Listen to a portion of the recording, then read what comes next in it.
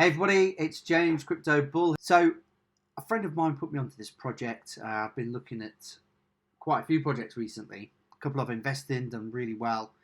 But this one really caught my eye. One, because obviously my own project is in sort of the banking space. So I wanted to look a little bit deeper. And also, I don't really have any DeFi in my portfolio. So I wanted to delve into the depths of Bannx, which we're going to go do today, warts and all. So hopefully you'll enjoy today's video as we go through this. Today's video is brought to you by WALC, walc.io, which is an accelerator on the Near platform with their first product, the real-time payment company, which will be the largest commercial use case of blockchain on the planet to kick in XRP's ass. And that's happening real soon. So thanks to those guys for sponsoring today's video.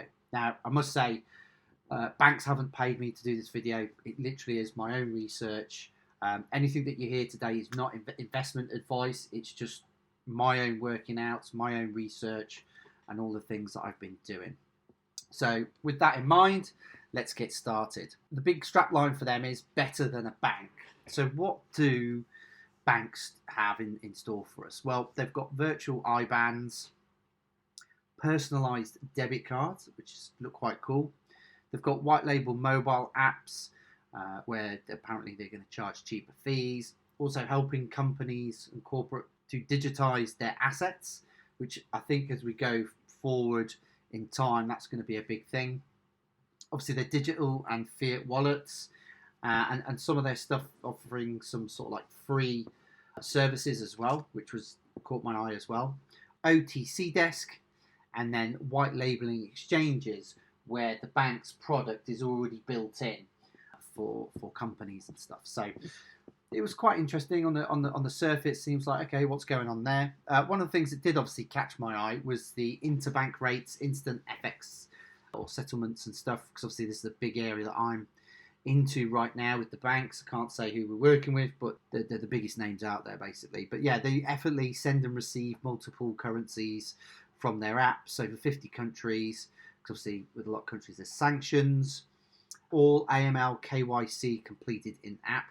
When you do these types of exchanges, AML and KYC is absolutely critical, and they're fully compliant and regulated for the FCA, which there's not many companies out there in the DeFi space that are.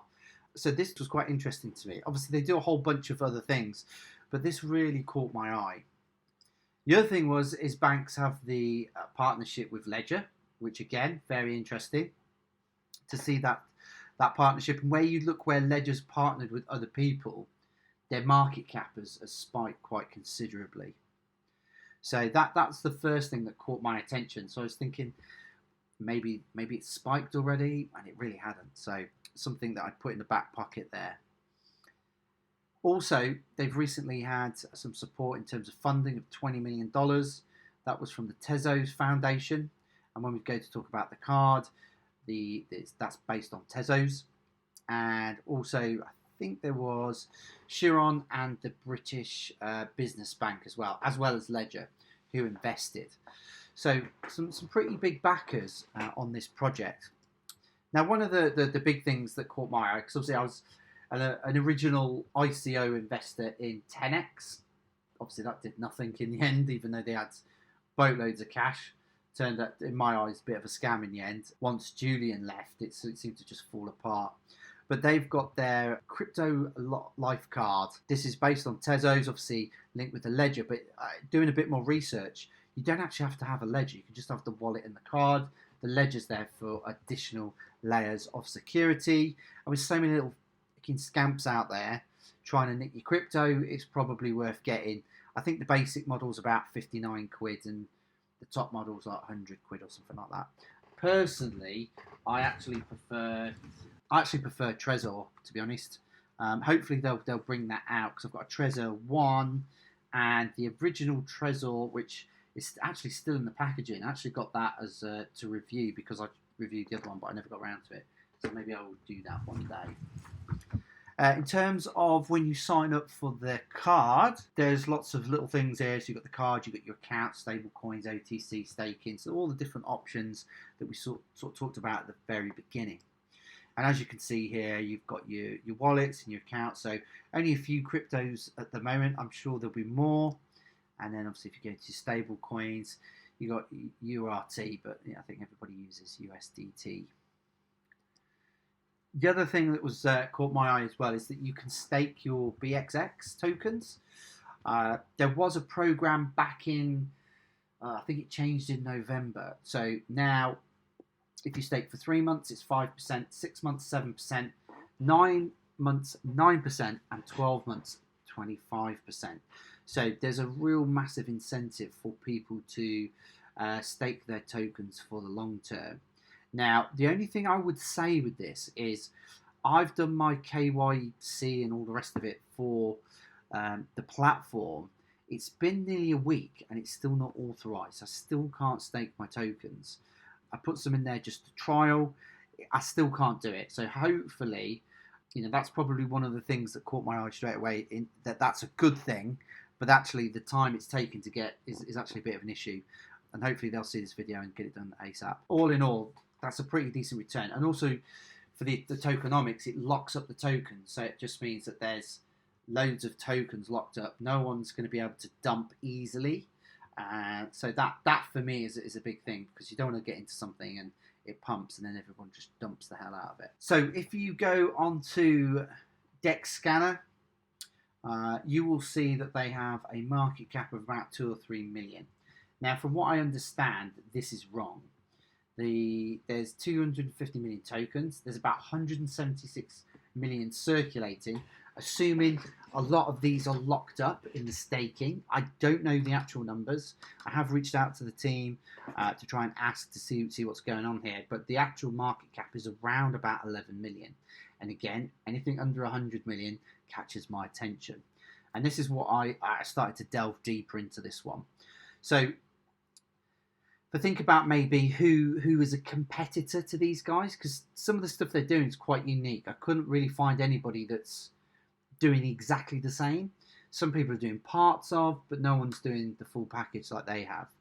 And the only one I could find was Nexo, which is roughly around about an 800 million market cap. And they had 1 billion tokens, just for reference. About half of them are in the wild and half are probably still in the Nexo wallet. But that was the closest competitor I could find. Now, when I find a coin, what I like to do is I like to work out, based on market cap, where do I think the token price is going to go? So for people who don't quite get market cap, it's just total circulating supply times by price. So that's the tokens in the wild. And as you can see here, it's about 176 million. I've kept it at that because I think they're going to probably have to keep hold of some tokens for some of their other benefits and rewards and the other things that they're doing. And when I looked at the price, I think it was 5.5 cents when I first found this one. So if you take the current market cap, it's roughly around about 6 cents as I'm recording this video. And then we look at like 50 million, 28 cents. But obviously the big number for me is 100 million. Like, what does that look like? And that's 57 cents. So if I look at where we are pretty much now, that's a nice little 10 bagger, which is good. The other thing is as well, if you look at then, if they get anywhere near the Nexo sort of market cap, that takes it to $4.55, which is nearly 800. So, if it gets to $1 billion, you are looking at a 100 bagger here. So all of this, again, is just my own research. None of it's financial advice. This isn't go buy it or anything. It's go do your research, go run your own numbers. These are mine. They're speculative because I don't know what the circulating supply is going to be in the next 12 months or whatever it may be. But it gives you a steer on where this is going. What I do as well, I sort of work out what's my risk. So if I put $1,000 in, what's my potential return? If I look at 57 cents, it's a 10 to 1. Do I put extra in? Because, if it only does 20 cents, I'm still in the green, and that allows me to sort of sell half, move on, and invest in other things. Probably buy Bitcoin, near, walk, maybe a bit of Axon, something like that. But hopefully this gives you a steer in terms of how I think about when I do my investments. And obviously, I've been running my little crypto fund on the side for my friends, and we doubled it in sort of 30 days. So these are the types of things I like to do pre-hand to sort of figure out where I think the potential of certain coins will go. And Axon is a classic where I got in at 4 cents and I got out at 40 cents. And that happened over 3 days. I don't think this is going to happen over 3 days. I think it's more of a long-term play, but I'll talk about that a little further as we go through. But if you were looking to pick up a couple, you can go on to MEX, or you can also go into Uniswap. My personal opinion is go on MEX, because the Uniswap and trying to swap it for ETH, unless you're doing big numbers, you're just going to get hammered on the gas fees there. Obviously, ETH was one of the first things I ever bought. I think it was $8 when I bought it first. You always look back and go, I wish I bought a few thousand more, whatever. But hey ho, that's life. But Ethereum's got to sort out this gas fee issue, because it really isn't desirable, especially in the bull run. I know they've got the update coming soon. Hopefully that fixes things. But right now, I'd probably advise MEX. Here's a picture of the team, all looking lovely and geeky, so they probably really know what they're talking about. But let's move on to the main team here. So you've got Gareth here, Mark, Kieran. I mean, I've had a quick look at some of the profiles and stuff. They've all been about for some time in various roles. I think Simon's obviously the main guy that we hear on some of the AMAs that I've listened to. And then the other thing I do is I like to find out, okay, where's the company? What's the company number? Have they got registered books? Blah, blah, blah. So this is their company number on Companies House. Probably something to mention that most people won't see or see. But over the last couple of years, DeFi has been absolutely rinsed. Like, nobody has invested. I think 2022, there was 0 Series A's investments. So DeFi has not had investment for a very long time. Also, America has really pulled out of investing into sort of DeFi and crypto. And it's really sort of maybe only the Europeans that have kept it going. Obviously, places like Portugal now are a big hub, especially for like Near. And Near is becoming a big player. I mean, will overtake Solana and all those guys really easily in this bull run, as you're already seeing. So keep an eye out for them. I think they're going to be big. Yeah, just wanted to highlight some of the company stuff that's there, so you can go and check it out. The one thing that I did find was there was some issues over some sort of Swiss blockchain company suing them for a $14 million loan. The paper isn't 100% clear. I read it a couple of times trying to figure out, but it feels like there's some switch to a BXX plus token, and there were some issues there. I'd love to talk to the company just to find out what's going here, just to understand, does it have any impact to the current company or anything like that. But this was really the only thing I could find, which I thought, well, I need a bit more information on that one. But apart from that, I mean, it feels and looks pretty solid. If you are interested in finding out a bit more information, here's the case number. And obviously that's based in the UK, so you can go find those details online. In terms of what's coming up, they've got a new partnership in the pipeline, which they're about to announce, which is great. I think also a tier 1 launches, not launch, so it looks like they've got a couple more in the pipeline there. 1-inch testing is going well, and the card will be out soon, which is what we talked about previously in the presentation. And full update apparently in April.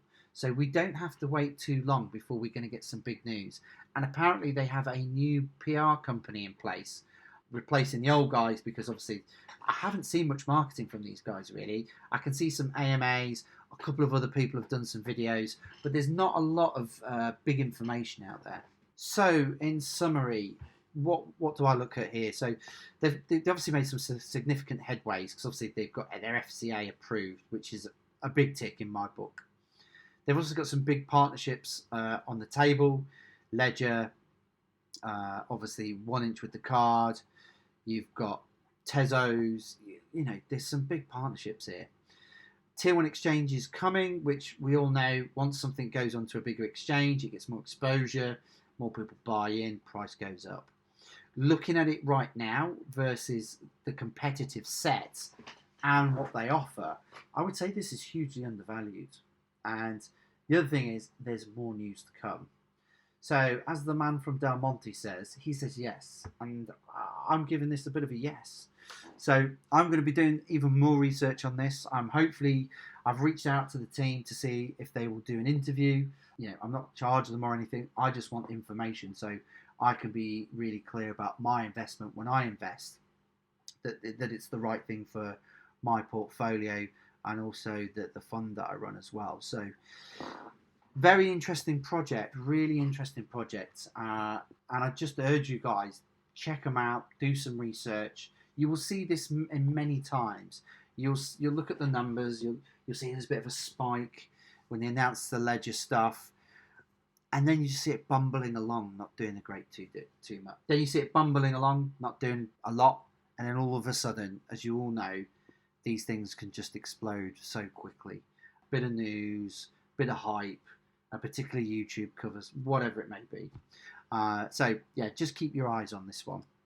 As always, just want to say a massive thanks and go check out WALC.io. Thanks for your time, and I'll see you on the next video. Introducing WALC.io, a revolutionary company that's changing the game in blockchain technology. Let's look into the exciting world of WALC and what we're all about. First, let's understand the challenges faced by blockchain projects today. One of the biggest challenges is the high failure rate of blockchain ecosystems. Believe it or not, most projects have a failure rate of 94%. Another challenge is having exceptional ideas, but lacking the necessary skills and experience to transform those ideas into successful ventures. Accessing funding and managing financial resources effectively can be a significant hurdle for blockchain projects. Lastly, the commercial adoption of blockchain technology, especially beyond cryptocurrency, remains a considerable obstacle. But fear not, because WALC has some incredible solutions up its sleeve. First up, WALC offers an accelerator program. This program provides support from a high-level C-level team, addressing skill gaps in marketing, finance planning, and other aspects of project development to ensure success. WALC recognizes the funding struggles faced by many projects. That's why they ensure continuous financial support through various services, including already raised funds, grants, and profits from their first project, real-time payments. All projects within the WALC incubator adopt the native token, WALC. This approach fosters collaboration and shared success among projects, leading to increased token stability, utility, and value for everyone involved. Now, let's dive into WALC's first project, Real-Time Payments, RTP. RTP is a banking infrastructure payment solution that utilizes blockchain technology and smart contracts. The RTP software serves the wholesale FX market, which is the largest traded market in the world, handling a whopping $6.6 trillion per day. The profits generated by RTP, known as Real-Time Payments Company profits, are used to fuel the accelerator and repurchase tokens from the market in a Bannx-like buyback model. By utilizing real-world business transactions, WALC turbocharges its ecosystem, fuels the incubator program, and enables strategic acquisitions. In summary, WALC.io is an innovative blockchain company addressing key industry challenges. Profits from RTP will continue to fuel WALC's growth and blockchain adoption. With comprehensive solutions and a collaborative approach, WALC has immense potential to transform the blockchain space.